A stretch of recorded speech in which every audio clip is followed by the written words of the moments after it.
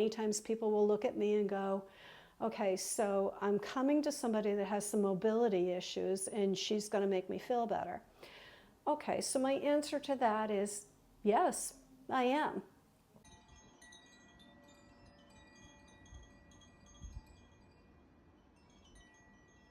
Something that I do that's a little different than a lot of Reiki masters, and you know, we all have our way and we do things differently. There's no right or wrong way. But I like to start my Reiki treatments after I fill out an intake form with the client to find out what it is they're looking for and what they hope to gain from their treatment. I start in what's called Gasso, which is we just kind of hold space for the client for a few minutes. We talk to our guides and their guides, whatever deities you believe in, that's absolutely fine. They're part of your spirit team. And then I take what's called a Faden crystal, which is a crystal that is a self-healing crystal. It's got a big line down it, and then if you look at it carefully, you'll see that it's actually healed itself. And I put that in my left hand and the client's left hand, and we hold hands and we attune our energy for a few minutes. And during that attunement process, I am asking for everybody to come in and work for the highest good of the client. I have no attachment to the outcome. I'm just asking for the highest good, and I'm asking that the energy that is channeled through me, and I hate to use the word channeled because we don't channel, we direct energy. Energy flows and we direct it. But that they leave with theirs and I leave with mine, and you know, again, everything is for their highest good, their highest healing, with no attachment. Another thing is that when people come in for the first time, I do like to spend time with them. I like to spend about 15 minutes as a consultation. I want to know what you want to get out of it. I want to know if you've had Reiki before, if you have any questions. I want to explain to you things that might happen during a Reiki treatment because so many people don't know. And I want everybody to feel like they're in a safe space. You may experience tingles. You may experience feeling a little chilly. You may get very hot. You may feel energy moving throughout your body. Some people cry. They have an emotional release and they may cry. I will keep going and I will tell them that if you want me to stop, you just need to tell me you need to stop and take a break. I absolutely will stop. I've had people go into complete laughing fits. That's okay too. It's an emotional release. People regularly cough, people sneeze, people pass gas, people burp, people's stomach rolls. It's a safe space in here. There is no judgment. It just means energy is moving, and all of us move energy differently. I'm somebody that when I'm moving a lot of energy, I get very, very hot. And many times when I come out of this room, my face is very red. And my stomach, it's so embarrassing, but it rolls. But, you know, I like to tell people that out of the gate too, because, you know, I don't want them to think the poor girl hasn't been fed. Look at me, I'm well fed. But I'm just moving energy, and it's completely normal, it's completely natural. And it's just some of the things that might happen when you're in here. Just like when people are done with a Reiki treatment, I like to give them a couple minutes to come back. I ground them as much as I can. I also give them a piece of dark chocolate because dark chocolate is very grounding. Depending on which Reiki treatment you get, if you do an hour, I will pull a fun card for you, and it's nothing more than fun. It's not tarot, it's not an oracle card. As a matter of fact, they're called snarky cards. And I do it just because a lot can happen in here. A lot of emotions can come up, a lot of feelings can come up. And I just want you to leave feeling good. I want you to feel grounded. I want you to feel relaxed. And if you get a snarky card that makes you laugh, that's great, because it's just you're gonna leave here and you're gonna feel good. And that card is yours to keep, because I want you to look at it and remember the session that you had. And I want you to think, because even though it's snarky, maybe there's a little bit of wisdom in there. It's funny because when I do give them to clients, a lot of them laugh and go, oh my gosh, how did you know? Well, I didn't. You picked the card, not me. But it's just a fun way to end a session. And it makes me a little different. This is just one of the things that I do to try to keep it light and fun. Typically, I use a golden healer. A golden healer is used for, it's just kind of a master crystal. It is a healing stone. When I'm at home, I usually have it under me or I have it under my Reiki bed at home.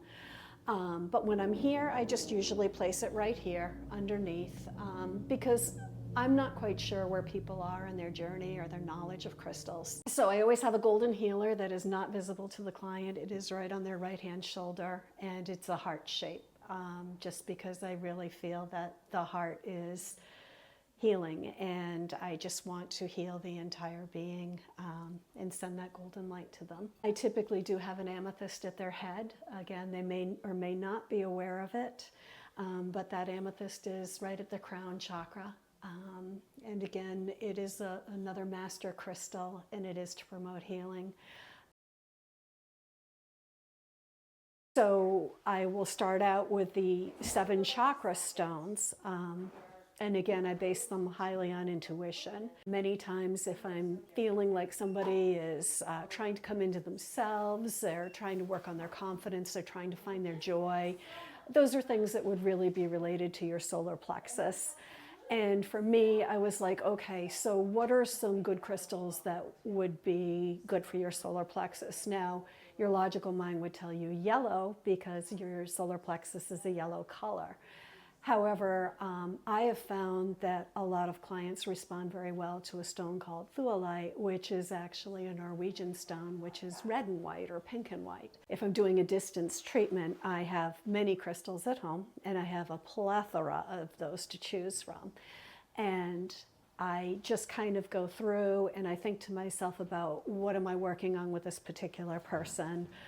This person just lost their beloved mother. They're in grief and they need peace and they need solace. Many times the pink or green is used for your heart chakra. I've been using pink morganite or pink opal just because it felt like more of a crystal that would relieve some grief.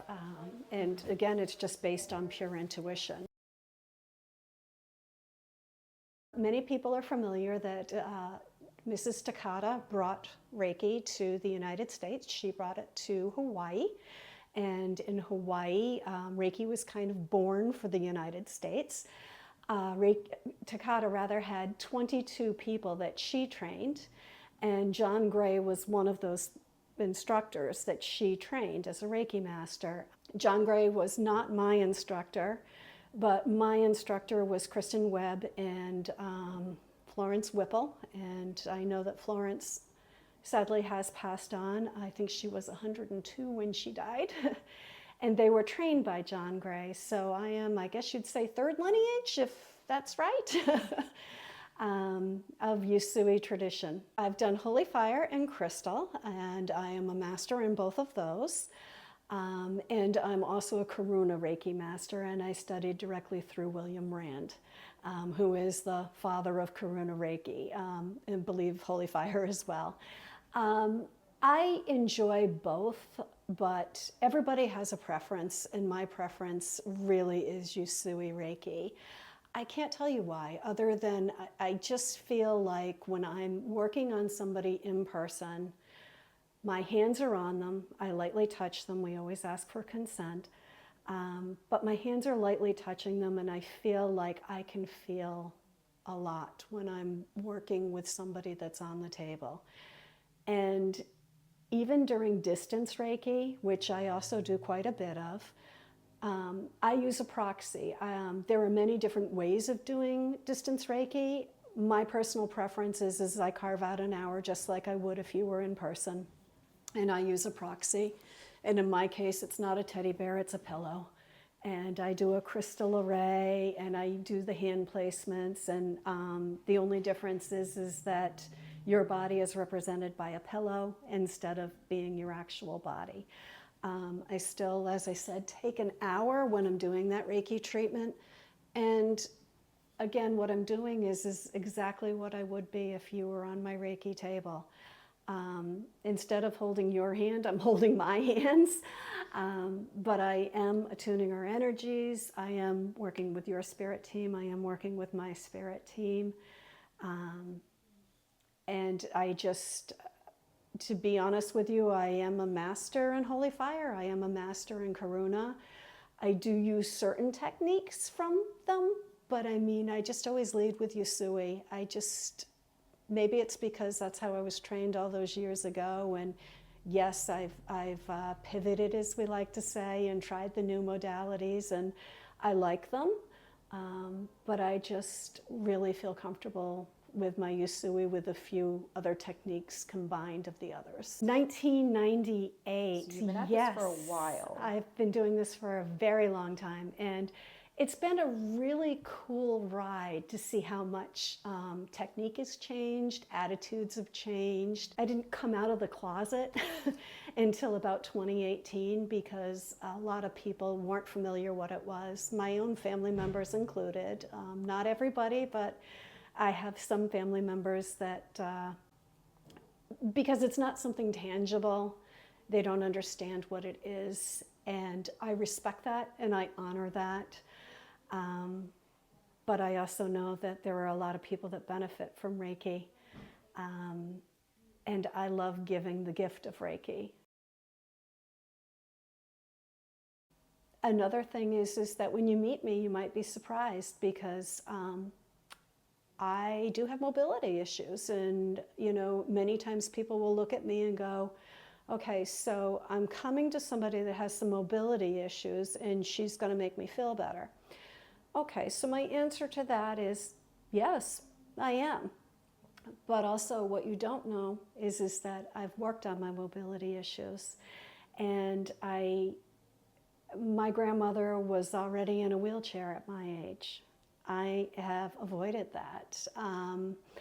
I take very good care of myself, and I do give myself self-Reiki.